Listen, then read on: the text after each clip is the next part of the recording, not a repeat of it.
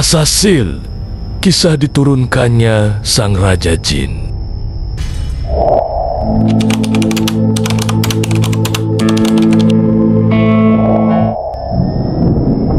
Prolog, cahaya yang padam. Jauh sebelum Adam diciptakan, sebelum bumi dihuni oleh manusia, sebelum waktu seperti yang kita kenal berjalan, di alam yang tak tersentuh oleh mata manusia, terdapat makhluk-makhluk yang diciptakan dengan bentuk yang tak terhingga banyaknya. Di antara mereka adalah malaikat, makhluk yang diciptakan dari cahaya, yang tidak pernah membangkang perintah Allah dan selalu dalam keadaan suci. Lalu ada jin, makhluk yang diciptakan dari api yang sangat panas. Jin memiliki kehendak bebas, seperti manusia, dan mereka bisa memilih untuk taat atau membangkang kepada Tuhan. Di antara jin, ada satu makhluk yang paling menonjol di antara kaumnya. Ia bernama Azazel. Bagian pertama, Azazel, Raja di langit dan bumi.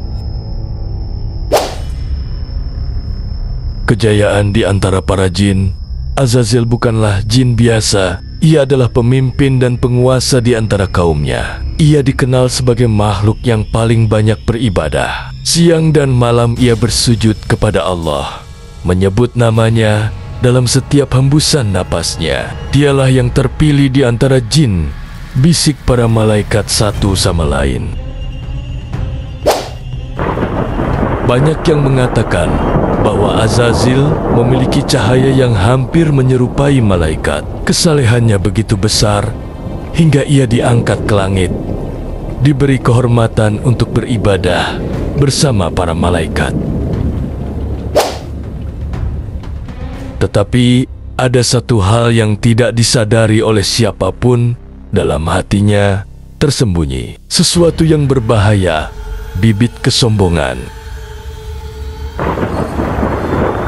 Setiap kali ia bertasbih, setiap kali ia berdoa, ia mulai merasa bahwa tidak ada satupun makhluk yang setara dengannya. Ia mulai melihat dirinya lebih tinggi dibanding jin lain, lebih mulia dibanding siapapun selain para malaikat. Dan dalam kesombongan yang masih tersembunyi itu, ia tidak tahu bahwa ujian terbesar dalam hidupnya akan segera datang. Perintah yang mengubah segalanya.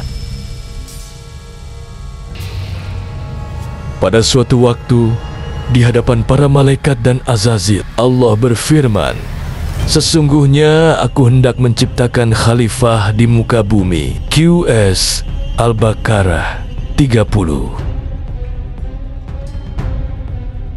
Malaikat pun bertanya dengan penuh keheranan, "Mengapa engkau hendak menciptakan makhluk yang akan membuat kerusakan dan menumpahkan darah, sedangkan kami senantiasa bertasbih dan mensucikanmu?"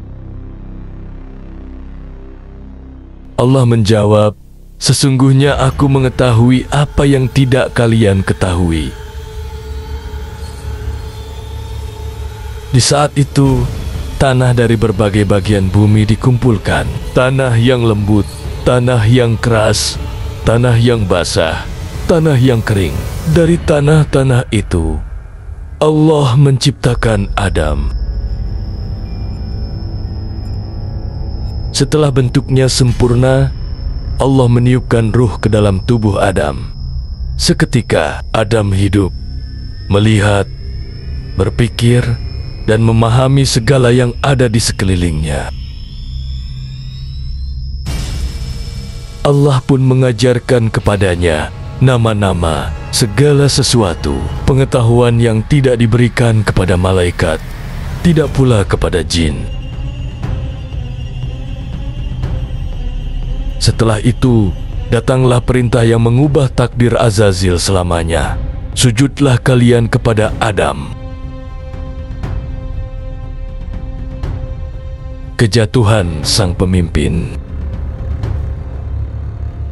Para malaikat tanpa ragu dan tanpa bertanya langsung bersujud. Mereka tunduk bukan kepada Adam sebagai makhluk, tetapi kepada perintah Allah. Tetapi ada satu sosok yang tetap berdiri. Azazil. Ia menatap Adam dengan mata yang menyala-nyala. Hatinya dipenuhi api yang membakar lebih hebat dari api yang menjadi asal penciptaannya. Aku lebih baik darinya, seru Azazil dengan angkuh. Engkau menciptakanku dari api, sedangkan dia engkau ciptakan dari tanah. Di saat itu, kesombongan yang selama ini tersembunyi dalam dirinya akhirnya terungkap. Allah berfirman kepadanya, "Turunlah engkau dari sini, karena engkau termasuk makhluk yang terkutuk, dan sesungguhnya kutukanku tetap atasmu sampai hari kiamat." Azazil gemetar. Ia tahu bahwa keputusan ini adalah hukuman abadi. Tetapi bukannya memohon ampun, ia malah mengajukan permintaan lain. "Ya Tuhanku, beri aku waktu sampai hari kebangkitan." Allah mengabulkan permintaannya. "Maka sesungguhnya engkau termasuk yang diberi penangguhan hingga hari yang telah ditentukan." Dan sejak saat itu, Azazil tidak lagi disebut sebagai makhluk yang terhormat. Ia bukan lagi Azazil. Kini ia dikenal sebagai iblis, musuh terbesar bagi umat manusia.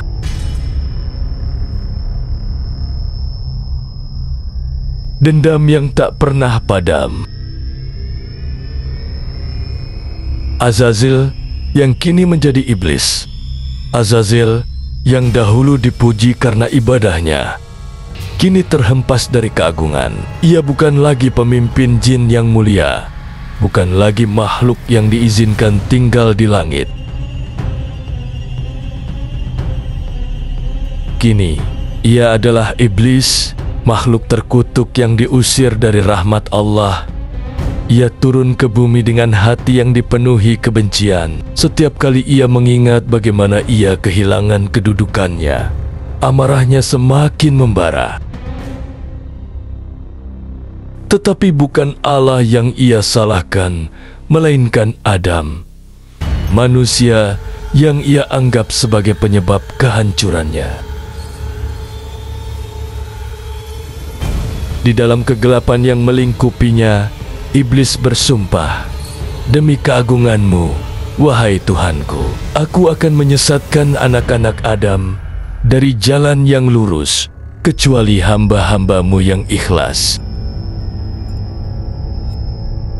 Allah pun menjawab, "Pergilah, barang siapa di antara mereka yang mengikutimu, maka neraka jahanam adalah balasan kalian semua." Sejak saat itu, perang antara kebaikan dan kejahatan pun dimulai. Iblis dan para pengikutnya bertekad untuk menggoda manusia hingga hari kiamat. Namun, sebelum ia bisa memulai rencananya untuk menyesatkan keturunan Adam, ada satu hal yang harus ia lakukan terlebih dahulu: membalas dendam kepada Adam dan Hawa di surga. Rencana iblis di surga. Allah telah menciptakan Hawa sebagai pasangan Adam, dan keduanya tinggal di surga dengan penuh kebahagiaan.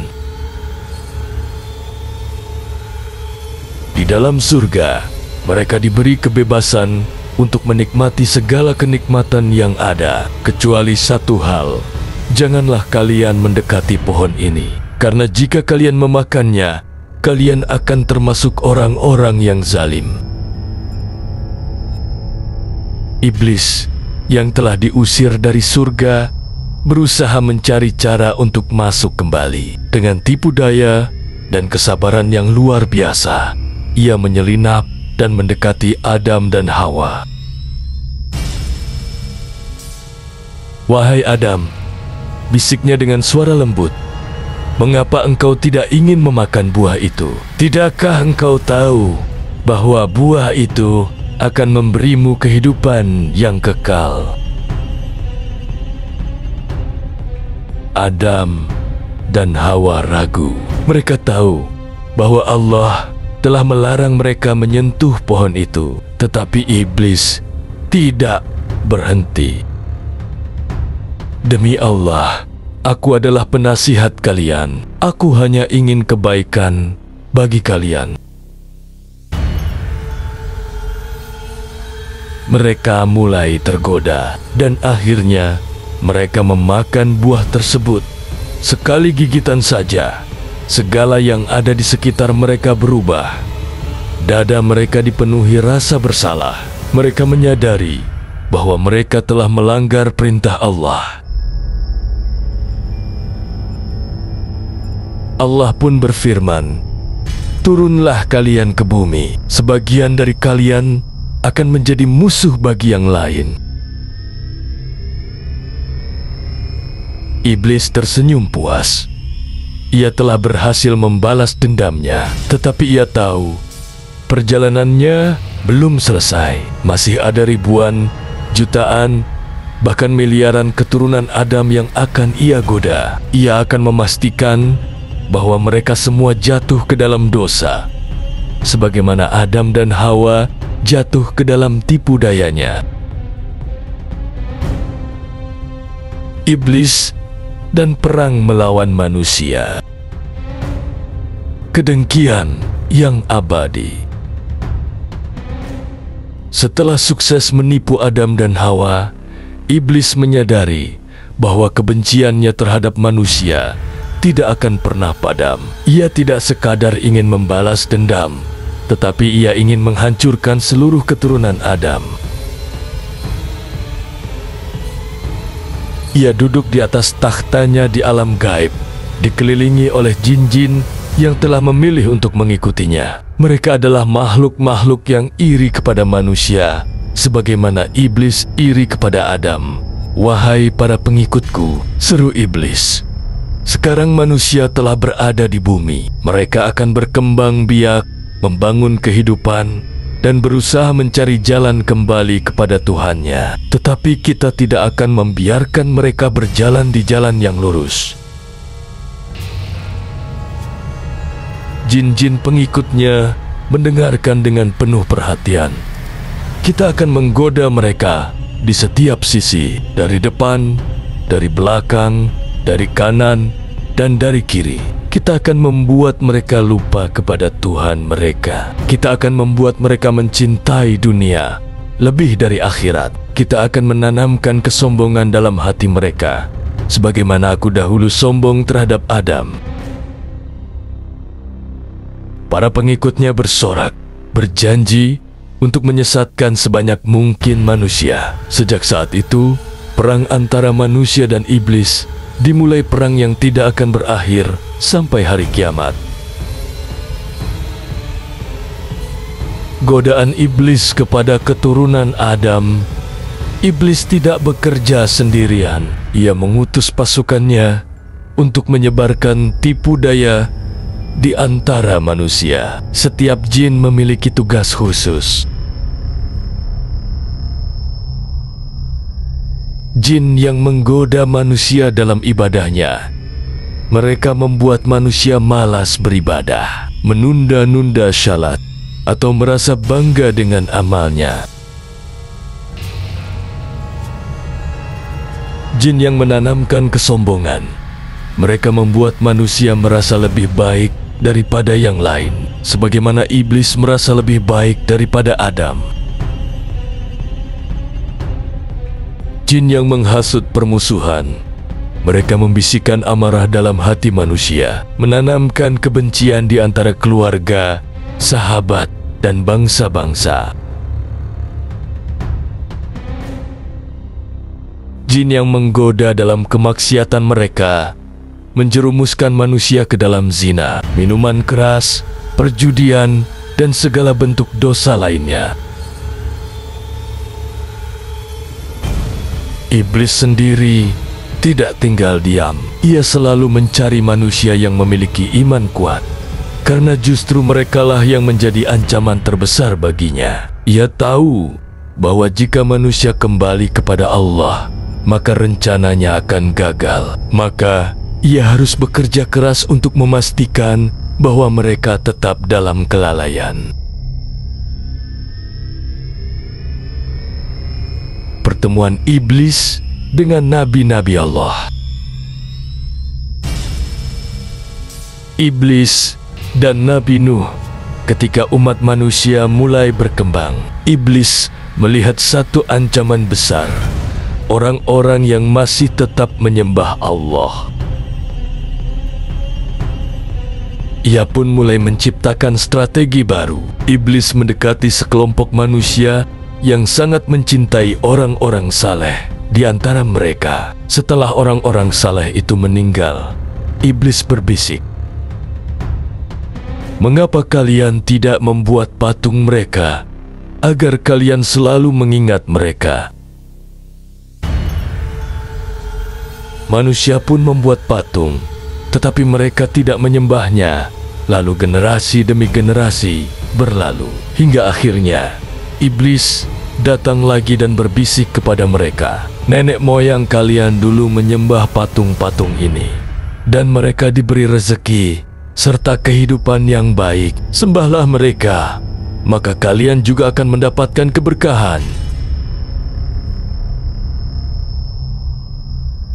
Begitulah cara iblis menjerumuskan manusia ke dalam kesyirikan. Inilah awal mula penyembahan berhala di bumi. Melihat kesesatan ini, Allah mengutus Nabi Nuh untuk memperingatkan umatnya. Tetapi hanya sedikit yang mau mendengar. Iblis tertawa puas karena ia telah berhasil menyesatkan sebagian besar umat manusia.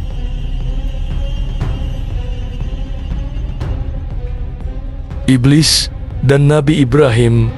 Ketika Nabi Ibrahim muncul sebagai pemimpin tauhid, iblis merasa terguncang. Ibrahim adalah sosok yang tidak takut kepada manusia, bahkan tidak takut kepada raja yang mengaku sebagai Tuhan, Namrud. Suatu hari, ketika Ibrahim hendak menyembelih putranya, Ismail, sebagai bentuk ketaatan kepada Allah, iblis panik. Jika Ibrahim berhasil melaksanakan perintah ini, maka keturunannya akan menjadi umat yang kuat dalam iman. Iblis pun menyamar sebagai manusia dan mendekati Siti Hajar. "Hai Hajar, suamimu akan membunuh anakmu. Hentikan dia." Tetapi Hajar menolak godaan itu. Lalu iblis pergi ke Ismail dan berkata, "Wahai Ismail, ayahmu akan membunuhmu. Lawan dia." Tetapi Ismail tetap tenang dan berkata, "Jika ini perintah Allah, aku akan patuh." Akhirnya, iblis mendekati Ibrahim sendiri dan berusaha menggoda pikirannya. Namun, Ibrahim mengambil batu dan melemparkannya ke arah iblis. Inilah yang menjadi asal mula ritual lempar jumrah dalam ibadah haji sebagai simbol perlawanan terhadap godaan iblis. Iblis dan Nabi Muhammad. Ketika Nabi Muhammad lahir, cahaya yang menyinari dunia membuat iblis dan pasukannya ketakutan. Sebuah kekuatan besar telah datang. Seorang nabi terakhir telah lahir. Jika ia berhasil menyebarkan agamanya, maka manusia akan kembali kepada Allah. Iblis dan bala tentaranya bekerja lebih keras untuk menghalangi dakwah Nabi Muhammad. Mereka menghasut para pemuka Quraisy untuk menentang Islam. Mereka membisikkan rasa takut dan ragu ke dalam hati manusia. Tetapi kali ini, iblis menghadapi tantangan yang lebih besar. Karena Muhammad bukan hanya seorang nabi, tetapi juga rahmatan lil alamin, rahmat bagi seluruh alam. Setiap tipu daya yang iblis buat, Islam semakin kuat. Pada akhirnya, setelah Fatu Makkah, penaklukan Makkah, iblis menangis karena ia tahu bahwa Islam tidak akan pernah bisa dihancurkan. Epilog, pelajaran dari kejatuhan AZ. Kisah Azazil adalah pelajaran besar bagi manusia. Kesombongan adalah awal dari kehancuran. Azazil jatuh karena ia merasa lebih baik daripada Adam. Manusia harus selalu rendah hati agar tidak mengikuti jejaknya. Godaan selalu ada, tetapi manusia memiliki pilihan. Iblis hanya bisa membisikkan dosa, tetapi manusialah yang memutuskan untuk mengikutinya atau tidak. Allah selalu menerima taubat, tidak seperti iblis yang menolak untuk bertaubat. Manusia selalu memiliki kesempatan untuk kembali kepada Allah. Pada akhirnya, kisah ini bukan hanya tentang iblis, tetapi tentang manusia itu sendiri.